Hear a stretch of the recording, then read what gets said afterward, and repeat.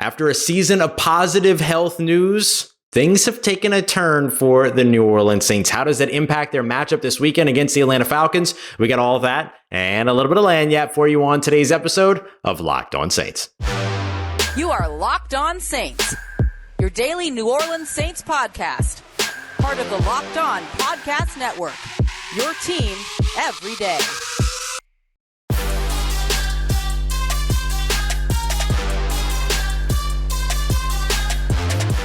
Welcome, everyone. It is another crossover Thursday, Thanksgiving Thursday, as we get geared up for this Week 12 matchup between the Falcons and Saints. Of course, I'm your very humble host, Aaron Freeman of Locked On Falcons, joined by Locked On Saints host, Ross Jackson. And Hello.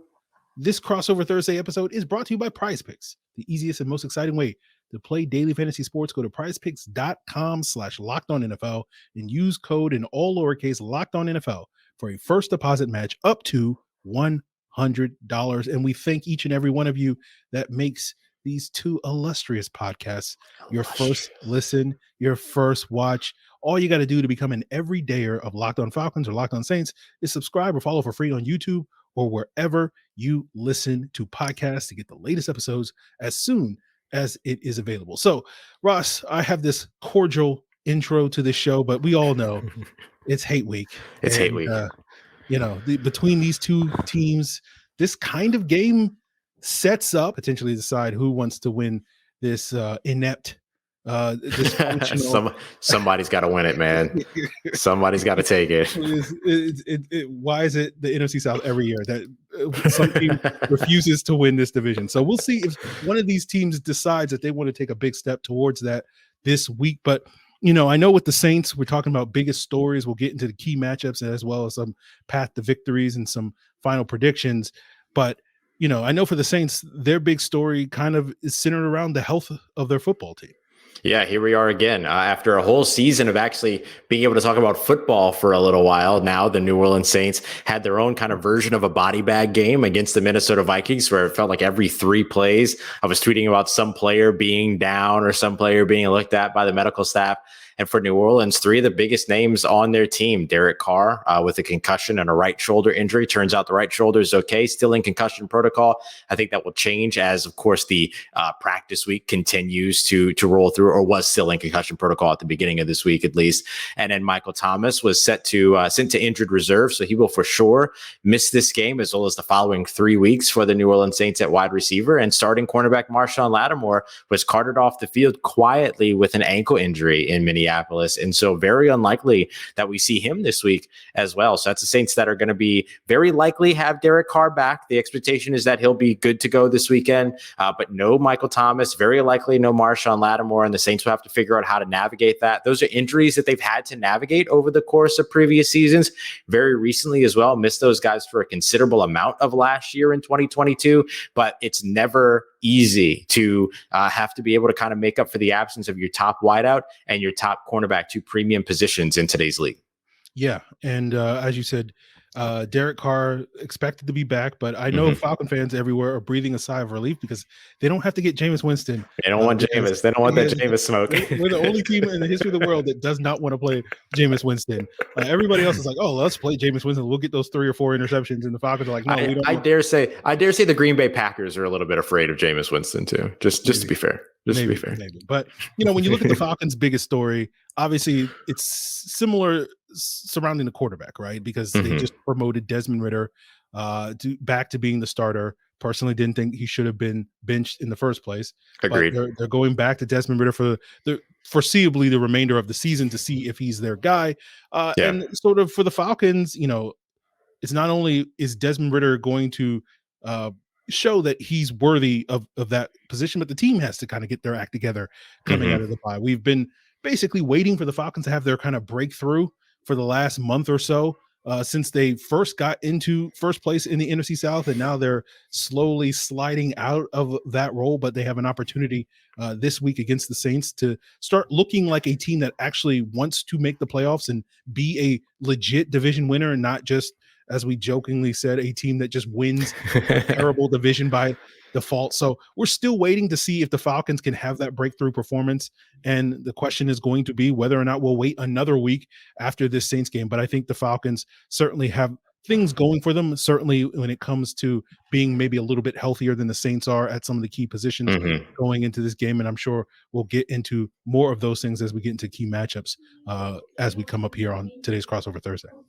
Yeah, and I'm not going to be surprised at all here to see the New Orleans Saints kind of coming in with a very similar attitude. This is an opportunity for them to prove that, hey, look, we want to win a division, right? Like not just fall backwards into the beginning or fall backwards into the playoffs or anything like that. Like these are both the two teams that we kind of expected to be in contention for this division. And this gives you an opportunity for an early swing at the tiebreaker, right? The head-to-head tiebreaker. And it also gives you an early opportunity to either, in the Falcons case, tie things up at the top of the division, or for the Saints to distance themselves another game at the top of this division. So this has some early playoff implications. It's not early season playoff implications, but look, you're still right around that pre-Thanksgiving or post-Thanksgiving, right around that Thanksgiving area where sometimes you see teams winning the division or taking the lead in the division, but that's where this division is right now. It's where you're just trying to create a little bit of distance and prove like, hey, it's not that everybody else in the division was bad. This team that wins this game is trying to prove that it belongs at the top of this division here in the NFC South. So a major matchup in Atlanta for sure. Yeah, absolutely. It's really about controlling your destiny. And the team that wins this game will have control of their destiny. And the team that loses the game may not have that. But of course, we know in the NFC South, you win one week, you lose the next week. It's it's the roller coaster, man. It's a dog chasing its tail pretty much every week. But we will sort of get more into some of these key matchups, some of them in the trenches as well as elsewhere, as we continue today's Locked On Falcons, Locked On Saints Crossover Thursday. Now, guys, PrizePicks is the most exciting way to play daily fantasy sports because now more than ever, they have the Specials League. That's where you can combine projections across sports, across leagues, college basketball, NBA basketball, NFL, NBA, all that stuff and more. For example, you can combine LeBron James and Travis Kelce in terms of 3 points made and receptions, right? And if you have the skills, PrizePicks allows you to turn $10 into $250 because it's simple to play. You just pick two or more players, pick more or less on the projected stats, and the more entries you make, the more money you can make, up to 25 times your money. There's quick withdrawals, easy gameplay, and an enormous selection of players and stat types that make PrizePicks the #1 daily fantasy sports app. Go to prizepicks.com/LockedOnNFL and use code LockedOnNFL in lowercase for a first deposit match up to $100. That's prizepicks.com/LockedOnNFL and use promo code LockedOnNFL. That's lowercase. PrizePicks is daily fantasy made easy. And as we continue today's Crossover Thursday with myself, Aaron Freeman of Locked On Falcons, Ross Jackson of Locked On Saints, want to plug the innovative and iconic Locked On Sports Today, with Locked On launching the first ever national 24/7 sports streaming channel here on YouTube.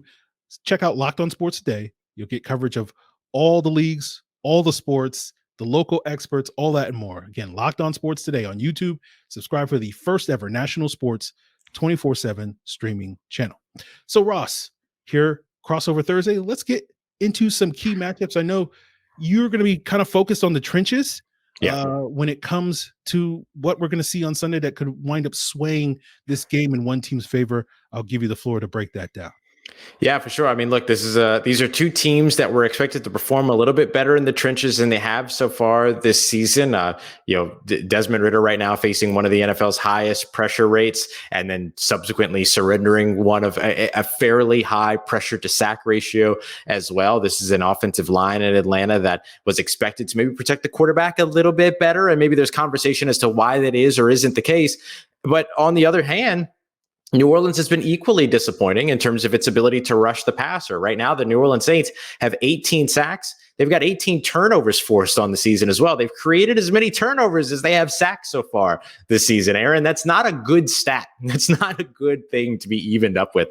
And so one of these teams is going to end up seeing the trend go the right way. Either the Atlanta Falcons are going to do a better job protecting Desmond Ridder coming out of the bye week, or the New Orleans Saints pass rush is going to be able to get home and finally be able to make some plays at the quarterback. They actually don't do a super terrible job pressuring. They are not a high pressure team, but oftentimes last year when they did pressure, they got to the quarterback. They were to make plays at the quarterback. They have struggled with that mightily so far this season.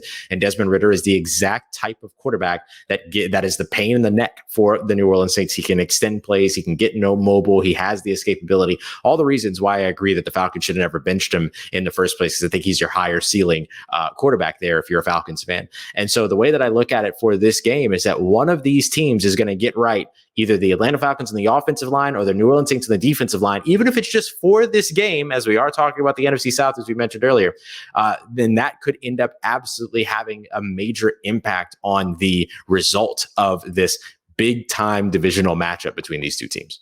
Yeah, we know historically speaking, the Saints have often feasted on the Atlanta Falcons offensive line. I'm not going to throw any shade at Cam Jordan this week. I'll just leave it aside for this week. I don't want to get some bulletin board material for him. So I will just say, Cam, you do you, and we'll see who's coming up, You saw he already sacked Matt Ryan earlier this season, right? That's one player that definitely misses Matt Ryan, because that's basically all he used to do was just sack Matt Ryan. But I think you're talking about the offensive line battle and the trench battle. I think the key matchup for me that will be interesting to watch this Sunday is like which team's tight ends sort of step up this week, right? Both defenses have really struggled to cover the tight end this year, right? And I feel like whichever team can get their tight ends more involved in the passing attack will get a big boost on Sunday. We saw TJ Hockenson, kill the Saints 2 weeks ago with 11 catches, 134 yards and a touchdown. And, I'm hoping to see a similar sort of stat line from Kyle Pitts, but those have been few and far between since Kyle Pitts' rookie season, right? If you go back to Kyle Pitts' time previously against the Saints, he hasn't really done that much against the Saints in previous matchups, right? His first catch against them back in 2021 was like a 39-yard catch, but basically in the 2.5 games since, he's only had 6 catches for 50 yards across 11 quarters. So if the Falcons can find ways to get Kyle Pitts going, or Jonnu Smith, who is their big-time yak guy in this offense, that I think will be a big boost for their passing attack. And the same is true, I think, for the Saints offense, especially with Michael Thomas being down. If they can get Juwan Johnson or Taysom Hill involved in this offense. Both of those guys have had big games against the Falcons, and it's much to my chagrin. I can't understand why the Falcons are the only team in the world that can't stop Taysom Hill. But we saw Juwan Johnson have a big game last time the Falcons faced them in Week 15 last year. We saw what Trey McBride did to the Falcons just before their bye week, where he had a similar stat line to what TJ Hockenson did against the Saints. So I feel like both of these teams are looking for that sort of boost that their tight end position can give them on Sunday. We know that Drake London, Chris Olave will probably be the go-to weapons for both passing attacks. But if they can get that sort of complementary piece, whether that's Kyle Pitts, Jonnu Smith, Taysom Hill, or Juwan Johnson going, I think that's going to go a long way to help both of these teams. Yeah, if you look at the last game that these two teams played, 2 touchdowns on a couple of catch and runs by Juwan Johnson. He has not had that type of season so far this year. Big part of that is that he missed a few games with injury, but also look, Derek Carr hasn't really, and the New Orleans Saints offense hasn't really been able to utilize their tight ends very much this year, because they're having to give those tight ends over to protection in order to try to keep Derek Carr clean enough for, to be able to deliver passes and all these other things. And so will they be able to kind of get that mitigated on their offensive front to allow their tight ends to be a part of the passing game? We'll see if that ends up being the case. Taysom Hill is the big thing. You can't be mad at me now if I say that Taysom Hill can beat Andre 3000 in a rap battle, because right now Andre 3000 is messing around with a flute. So I think that gives Taysom kind of like the edge on that. So you can't be upset with me there anymore. But when it comes down to what you're going to see from Taysom Hill, I think this has to be a big time Taysom Hill game. I mean, the Saints have done this continuously. Taysom Hill goes off. He helps them win games. He's clearly the most efficient part of their offense on a consistent basis. And then all of a sudden they just run away from him, scared, tail tucked between their legs the very next week. And that's exactly what happened last week. They said they had gotten into some obvious passing situations, which is true for a little while. But then when you got to, within 8 with around 3 minutes left, not necessarily an obvious passing down situation. You're able to start putting the ball back on the ground. And they just didn't do that last week. They got away from their run game far too quickly. And I think that utilizing Taysom Hill as a runner, as a receiver, and yes, as a passer as well, are all going to be things that are musts for this New Orleans Saints team this week, especially with Derek Carr coming off of that concussion protocol. You don't want to, you kind of want to mitigate the number of hits that he takes. Let Taysom Hill go out there and seek that contact that he loves so much, and let him go out there and end up having an impact in this game. I think he could be a big time X factor in this matchup for sure. And I look at the same thing for Kyle Pitts, who, as you mentioned, has not really ever gotten it going against the New Orleans Saints, but the Saints up against tight ends, particularly in the recent past early on in the first halves where they've been giving up a lot of yardage, this is a real opportunity for a guy like Kyle Pitts to maybe hit a stride against New Orleans. Yes. And, I said I wasn't going to throw any shade at Cam Jordan. I'm not going to throw any shade at Andrus Peat, my favorite punching bag on that Saints offensive line. Left tackle Andrus Peat. Yeah, I recall doing an NFC South preview this year and talking some trash about the Saints offensive line. You pushed back pretty hard on that, Ross, but I feel like I was wrong. I'm getting the last laugh. Yeah. Yeah.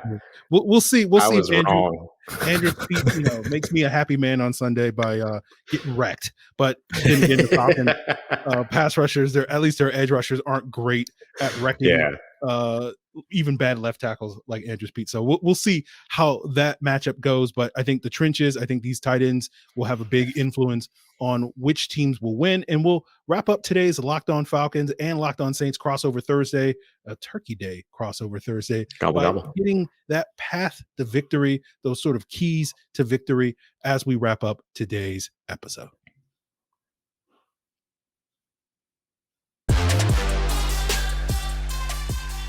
So wrapping up today's Turkey Day crossover Thursday, getting you guys geared up for your, I'm sure some of you guys are already in a coma as you're watching or listening to this. Got that itis. Yeah. Got that itis. So, let's ease these folks down to sleep, Ross, with, some keys to victory. How do either one of these teams win? You representing the Saints, being the road team, how do they go into Atlanta and walk away with a W? Yeah, I think the big thing right now is that going into this game, the Saints have got to take advantage of turnovers and turnover frequency by Atlanta. I know that it's something that you've harped on quite a bit, stopping the turnovers and things like that. 9 fumbles lost by this Atlanta Falcons team. I believe it's 7 interceptions, if I recall correctly.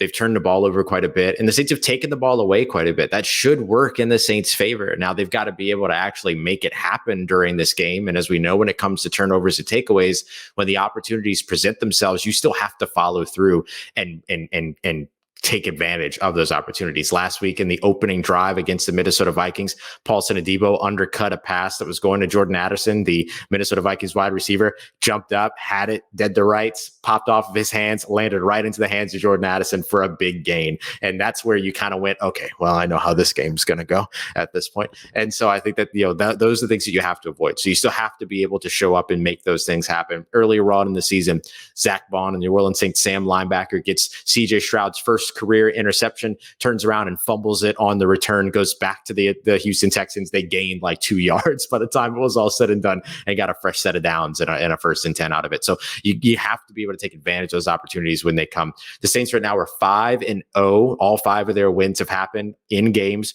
where they have been able to score points off of turnovers. Doesn't matter if that's 17 points, 10 points, 7 points, 3 points, whatever. If they score off of turnovers, they tend to win games. That's been the rhythm so far. But in games where they either force turnovers and don't score, or in the case of last week, don't force any turnovers, which is the first time this season that's happened for them, they lose. And so that's got to be the big key, I think, for the New Orleans Saints. Get their run game going, which has always been a bit challenging for the Saints going up against the Atlanta Falcons, but this is going to be the time to do it. And then, of course, try to mitigate that Atlanta Falcons run game as much as they can. Last year, they surrendered 232 rushing yards to the Atlanta Falcons, and that was without Bijan Robinson. Bijan Robinson's a blue chip guy, and he's going to be the best running back in the NFL sooner rather than later. They can't give up that kind of game on the ground up against the Atlanta Falcons. Otherwise, that offense is going to find its way to churn. Yeah. I think, if Jameis was playing this game, I would basically boil it down, turnovers being the key, as you pointed out, because Jameis is going to put the ball in the harm's way 3 or 4 times a game. And unfortunately, Desmond Ridder has also been doing that quite a bit this year. So it would basically be which team can sort of score points off of that. But without Jameis there, and hopefully we'll see Desmond Ridder protect the ball a little bit better. And that's sort of what the hope is with this quote unquote reset from his time on the bench. But I think for the Falcons, they can look back at last year's 2 matchups against the Saints as sort of a template for success. We saw in that week 1 game, the Falcons come out, especially with their run game led by Cordero Patterson, and really punch that Saints defense in the mouth with their ground game and be a very physical football team. And as you point out with Bijan Robinson, CP's now the 3rd string running back. So they now have an opportunity to do that again and really sort of punish this team on the ground. And hopefully they will be able to complement a strong running game with a, more efficient passing attack than they have in past years. And then you go back to that second matchup, which was Desmond Ridder's first start on the road coming out of the bye week in week 15 last year. And that game kind of derailed for the Falcons very quickly because the Saints were able to get off to a very fast start in that game. And that kind of just took everything that the Falcons wanted to do out of that lineup. So I think that for both of these teams, especially the Falcons, getting off to a fast start and sort of dictating the sort of pace and tempo of this game, if the Falcons can make this into a physical ground and pound football team when they can exert their will on the ground in the trenches, I think that plays to the Falcons' favor. And if they can protect the football and hopefully not put the ball in the harm's way, that will allow them to be able to maintain that style of play throughout the 4 quarters. And if they can do that, I feel like they should be able to walk away with a victory at home. Yeah, I like the fact that you brought up that fast start that the Saints had in the second game last year, because that is something that the Saints have failed to do so far this season. They have not been able to get off to fast starts on both sides of the football, which is what happened last year. I think if I remember correctly, the Saints jumped out to a 14-0 lead, early on. And New Orleans has done nothing like that so far this year, with the exception of the game against the New England Patriots, which, take that for what it is. But I think that you look at these past 5 games, the Saints offense has been able to produce, but mostly only in the second half, or at least closer to the second half when there's a lot of pressure on them. Indianapolis maybe being a little bit of a caveat to that.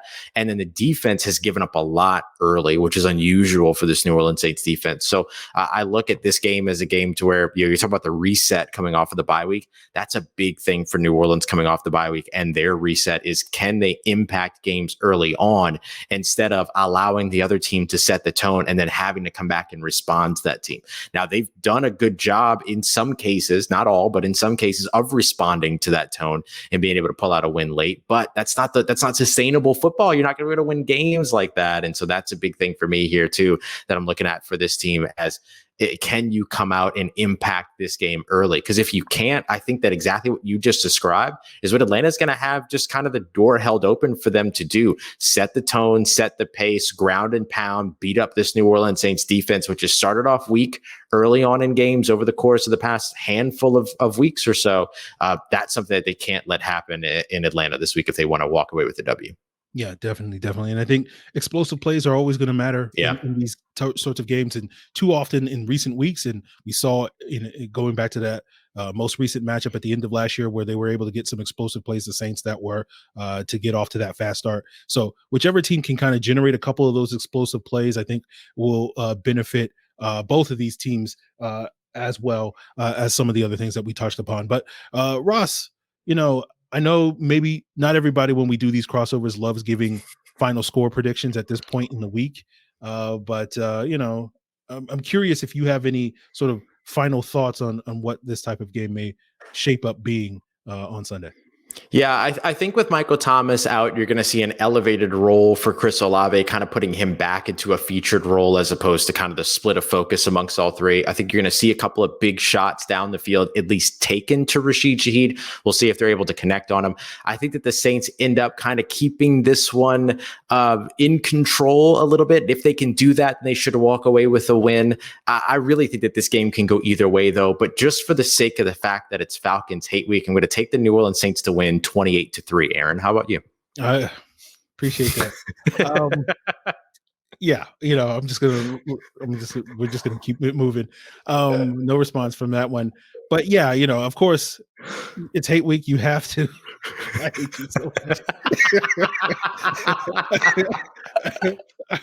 Yeah. But, I was gonna see how long I could like ring the analysis throughout all of it and then just drop it. But I was like, no, let me just do it. Let me just do it. Thank you. I appreciate that. Delivery is important. You know what I mean? Heaving underneath. But yeah, this game could be really ugly in a lot of ways. We've seen both of these teams really look bad this season, and if that sort of unstoppable force and immovable object of two NFC South teams that have no desire to try to win this division show up on Sunday, that will make for an ugly game. But at the same time, I would love to see both of these teams, especially the Falcons, take a step forward and kind of correct a little bit, right? Yeah. Give us something, worth rooting for. To say, hey, this division is not totally trash at this moment. And I'm hoping, maybe the Falcons will take advantage of this and come out and look like the team that can have that sort of breakthrough and wind up winning this one. Probably a close game. It's going to be like a lot of these games, a one-score game going to the fourth quarter in the final 5 minutes, and potentially who has the ball last may decide the ultimate outcome. But I'm hoping that the Falcons will be the team that walks away and they win a game something like 30-28 or something like that for the Falcons in their favor. But any last parting words, Ross, before we duck out of here and let people start fixing their leftovers now that they got that second wind after eating that hearty Thanksgiving meal? Yeah, no, man. Just happy Thanksgiving to you. Happy Thanksgiving to yours, and happy Thanksgiving to all of you that have taken the time to check out the show here on the holiday. Look, this is going to be a fun game, and it's going to be a fun. Now we get Friday football, we got Saturday college football, we got the Sunday thing, so it's going to be such a fun slate. So just enjoy the weekend, stay safe, and be happy. Enjoy yourself, and bring some joy to your life, man. That's all I'm looking for. And don't let these teams take it away from you when you find it. By the way. Yeah, that's exactly what I was going to say. Don't let these two teams take your joy away from you. Be thankful for certain things, and I don't know if these two teams are going to be two that you're particularly thankful for if they don't show up on Sunday. But hopefully, we will get a good game from these two teams. We got more to cover as this week unfolds with lots of great football action, both at the college level and the NFL level, as Ross alluded to all week long. Check out all the various shows across the Locked On Network to get you guys geared up for this great weekend of football. More to come on both Locked On Falcons and Locked On Saints. Continue to make us your first listen. That's going to be it for me, Aaron Freeman of Locked On Falcons, Ross Jackson of Locked On Saints. Continue to make us your first listen here on Crossover Thursday.